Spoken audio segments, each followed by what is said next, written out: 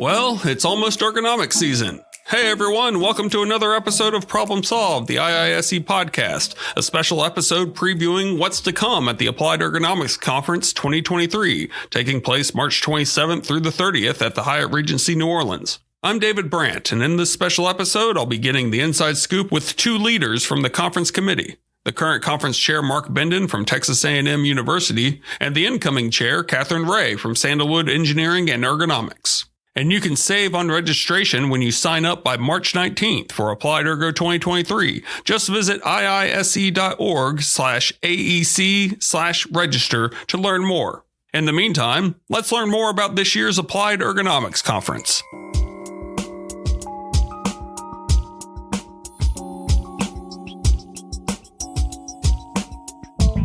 Mark and Catherine, thanks for joining us today. I have been attending the Applied Ergonomics Conference myself for a number of years, so I'm really excited to talk about the preview of the 2023 conference, and we'll certainly get into my favorite part of it, which is the Ergo Cup. But before we get there, we've been to New Orleans before. We were last in New Orleans for this conference in 2019. How does it feel to take the conference back to the Crescent City? Yeah, it's fantastic. Catherine, I'm sure you're excited too, just to get a chance to be in person and, coming out of COVID and all of that mess. It's wonderful to be in such a social, fun city for the conference, be able to hang out with everybody and see old friends. So very excited about it.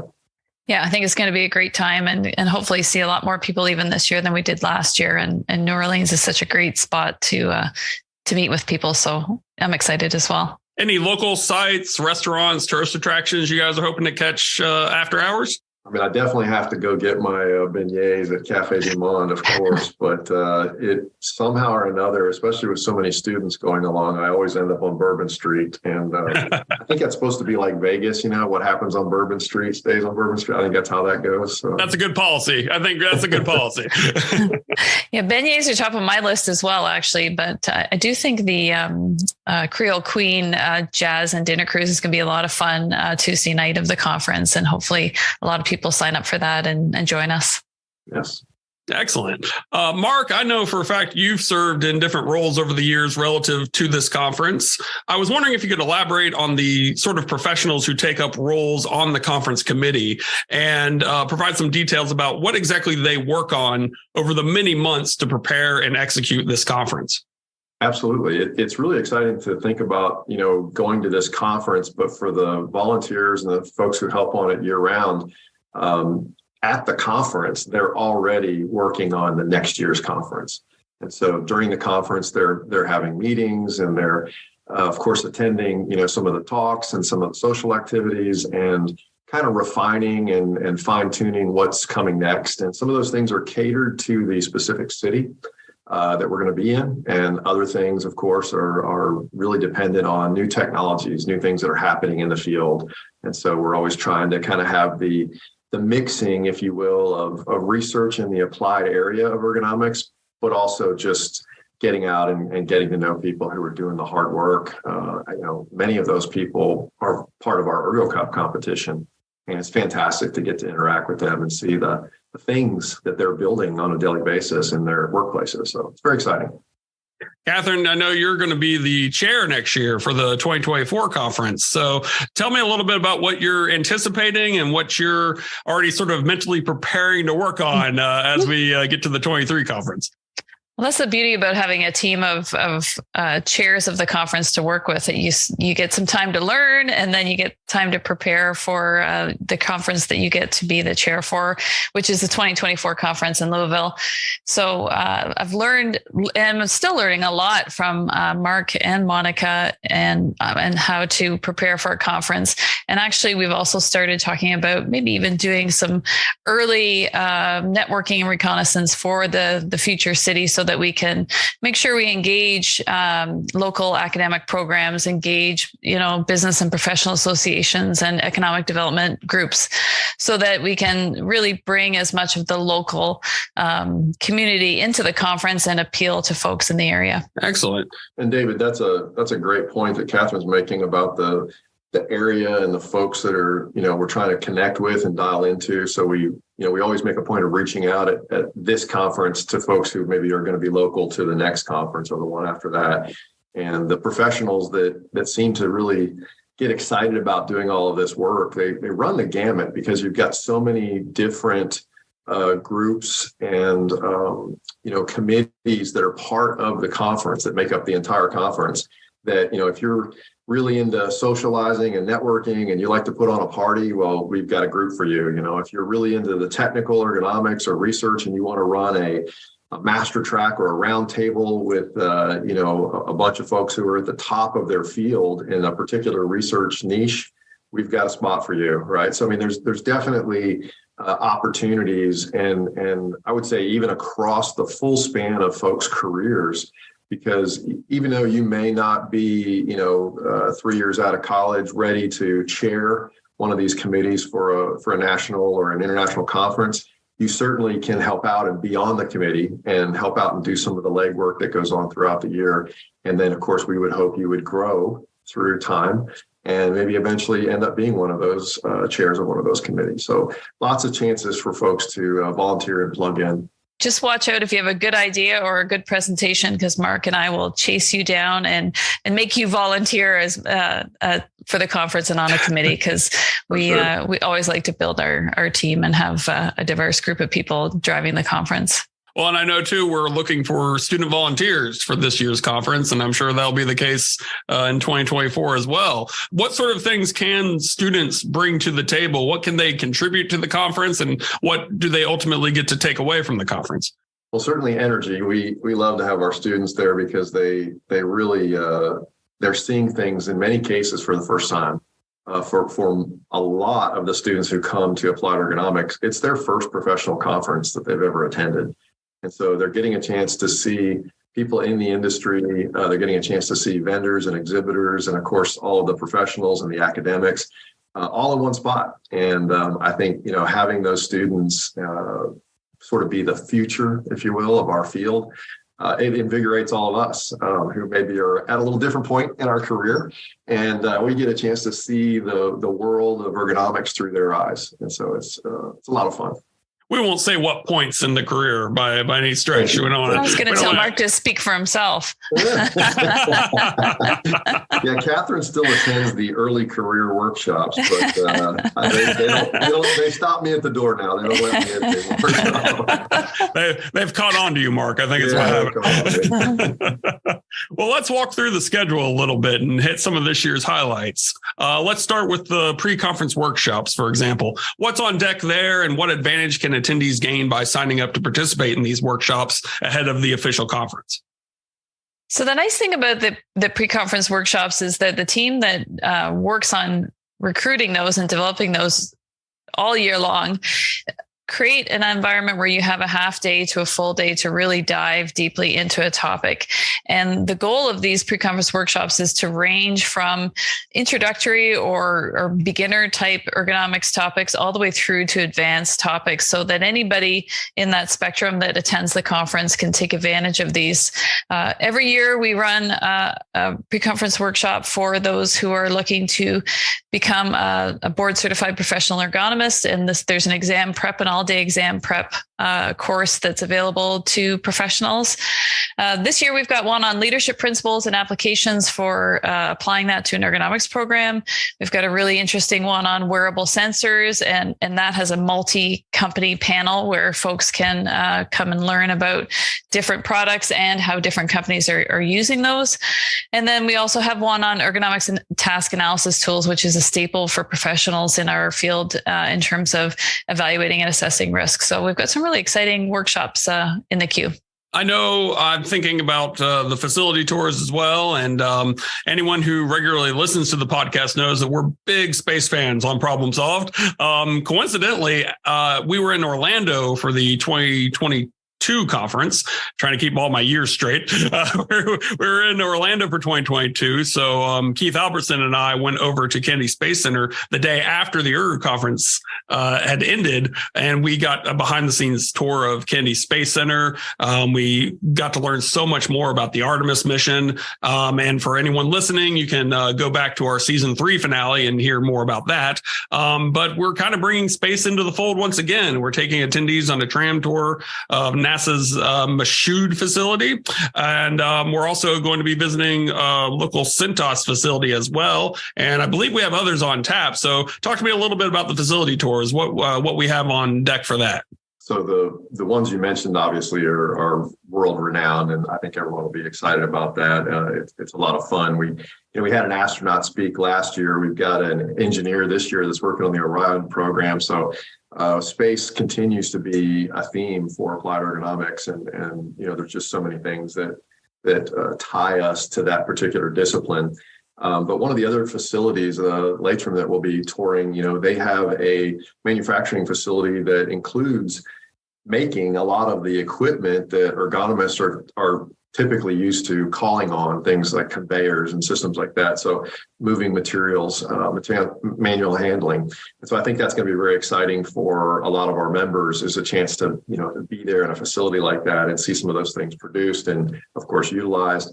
Right at the ground level. So it's always good to get out, kind of get away from the hotel and get out in the community and see some things. And these tours are going to be fantastic this year. We're really excited about it. Some of the tours allow us to take a look at some mature programs. Cintas, for example, is we have a keynote from the company. We have Ergo Cup entries from that company, and now we have a tour in one of their facilities, and that allows folks to go and see, how a mature program looks and how those programs are put in place, and in real live examples, and that's invaluable for delegates. Excellent. The NASA Michoud Assembly Plant, Cintas Corporation, location 544, and Interlocks. So 3 great facility tours. Registration is required for each of those, just for anyone listening. Make sure you jump in there, get your seat. It's going to be a great time and certainly a lot to learn. Relative to these facility tours, we've also actually got a couple of keynote speakers who come from these resources. One is a human factors design engineer for the Orion program at Lockheed Martin Space. We also have the safety and health director from Cintas. So tell our audience a little bit more about these speakers and what you expect attendees will be able to learn from them. Both of the keynote speakers provide really interesting perspectives. LaShawn providing a human factors and ergonomics application into space and design of vehicles and interfaces for people traveling into space.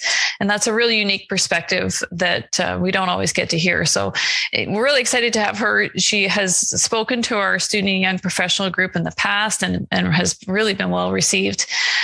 So I think that's going to be fantastic. And as I mentioned earlier, Stephen Jenkins from Cintas has very developed a mature program and really can help share some of those stories and successes and how to get maybe from where some folks who are very new to developing programs at their employers, how to get those brought along and to the point of best in class like Cintas. It's a personal pleasure for me to see LaShawn up there. She's a former student from Texas A&M. And so the chance to see these just thriving young professionals out, just knocking it dead out there is it's really exciting. And so I think she'll be in particularly in hot demand from our student group we're bringing. So we're really looking forward to getting a chance for them to interact with her after her speech. And she'll be first in line to flag you on the early career sessions you're not allowed to go to. Exactly.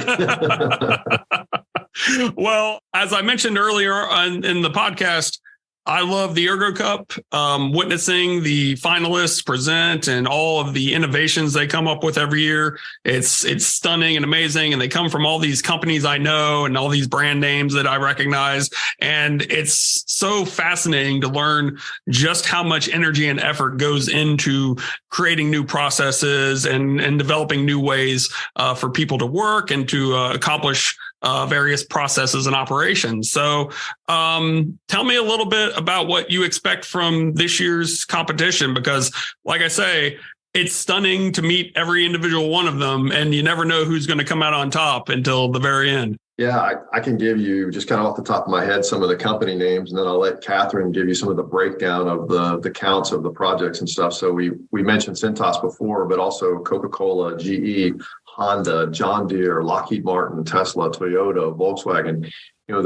These companies continue, many of them, to come back And I'll tell you what, when you're there and you sense the level of competition between them and the work that goes on, because keep in mind, most of these projects have been going on for more than a year of work to actually do the thing in the plant, right? That's been accomplished and improved. And now they're finally kind of bringing it out on the road show for the Ergo Cup. It's my favorite part of the conference every year because it's the one place I can walk around very quickly as an ergonomist and literally within minutes in someone's booth, learn a new technique, a new method, a new approach, a new tool, a new way to solve a problem. And so it is absolutely invaluable for me professionally. But like I say, just from an inspiration standpoint, it's really neat. It's so true. I don't think there's anybody I've spoken to that has experienced the Applied Ergonomics Conference that hasn't felt that the Ergo Cup was the crown jewel of the conference, if you will, and that it doesn't matter if you're new to your career or you've been, practicing ergonomics for a very long time, or you've been teaching ergonomics for a very long time. What you can learn in going around the exhibit hall and talking to those finalists in the Ergo Cup categories is immense. And also, as Mark said, it provides a real boost and inspiration to really go back and do better with your own work and your own practice. And so this year we can expect about 50 Ergo Cup finalists in our exhibit hall, and they compete in different categories, including team-driven solutions where they've had internal competition. So some of these companies actually hold their own Ergo Cup competition over the year and bring their best of the best to our conference. We also have a category for engineering and ergonomics driven, both without internal competitions and with. And we also have a category for ergonomics program improvements. And so you'll see the wide spectrum of solutions and really be inspired. Included in those 50 folks are 5 international and 1 from Hawaii. I don't know why that's listed, maybe because it's considered international, but we also tend to get a nice international influence in the Ergo Cup competition as well. I don't know if we've had a lot of Hawaii entrants for the Ergo Cup. So yeah, it's exciting to point out, I think. Maybe we'll recruit them for hosts for future conferences. Hey, there we go. I think that's gonna ring true to a lot of people who certainly like the warmer weather in March. Well, what other features then? There's so much to this conference, and what else can participants or potential attendees enjoy, even leading up to this event? I know we've got some networking opportunities. I know we've got obviously the exhibit hall where the Ergo Cup will be, in that same space as well. So you can not only witness the Ergo Cup finalists and their innovations, but you can also meet and chat with our exhibit hall and our exhibitors for the conference. So what else is going on? What can people anticipate in the weeks to come? So at our virtual event on the panel, we'll have folks from NIOSH, Amazon, OcuPro, Tesla, and even Texas A&M University, an assistant professor there that actually won the new investigator award last year. So it'll be very exciting, this panel, this opportunity. Yeah, I think the virtual networking event is a real great opportunity for folks to take a look at what we're doing in the conference and maybe make plans for future conferences for themselves.